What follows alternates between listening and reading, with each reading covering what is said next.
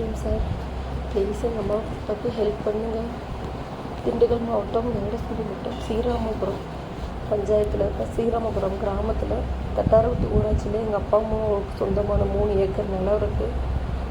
கிட்டத்தட்ட 90 வருஷமாக எங்கள் அப்பாவோட அப்பா, எங்கள் அப்பாவோட அம்மா, எங்கள் அப்பாவோட அனுபவத்தில் தான் இருக்குது.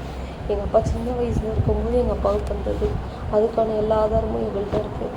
அதே ஊரில் இருக்கிற கந்தவேல், பழனிவேல் 5-6 வருஷமாக எங்களுதுன்னு சொல்லிட்டு பிரச்சனை பண்ணிகிட்டு இருந்தாங்க.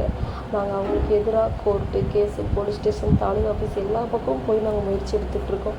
இப்போ ஜூன் மாதம் எங்கள் அப்பாவோட கையெழுத்தும் இல்லாமல் அந்த பட்டாவே போலி பட்டான்னு சொல்லி ஃபோர்ஜரியாக ஏமாற்றி ஜூன் 8ஆம் தேதி அவங்களோட வம்சாவளியில் இருக்கிறவங்களுக்கு அவங்களாவே பட்டா மாற்றிக்கிட்டாங்க.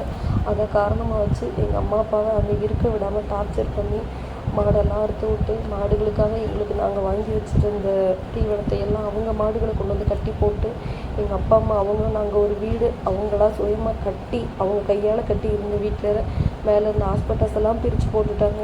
இப்போ எங்கள் அம்மா அப்பா எங்கள் தோட்டத்துலேயே வரப்பில் தார்பாயில் குடிசை போட்டு இருந்தாங்க. இப்போ அதுலேயும் அவங்க இருக்கக்கூடாதுன்னு சொல்லிட்டு நாங்கள் கோர்ட்டில் கேஸ் போட்டிருக்கோம்.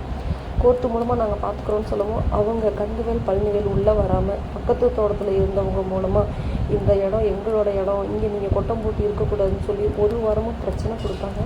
எங்கள் அம்மா அப்பா நாங்கள் கோர்ட்டில் கேஸ் போட்டிருக்கோம், அது வர வரைக்கும் நாங்கள் இங்கே இருந்துக்கிறோம், இது கவர்மெண்ட்டோட ஓடர் ஆனேன்னு சொல்லிட்டு அங்கே சொல்லி பிரச்சனையை சமாளிச்சுட்டு இருந்தாங்க. இன்றைக்கி காலையில் எங்கள் அம்மா அப்பா என் தம்பியோட பையன் 1 வயசு பையன் அவனை வச்சுக்கிட்டு அங்கே சமைச்சிட்டு இருக்கும்போது அந்த தோட்டத்துக்காரவங்க வந்து அந்த கொட்டத்தையும் பிரித்து போட்டுட்டாங்க.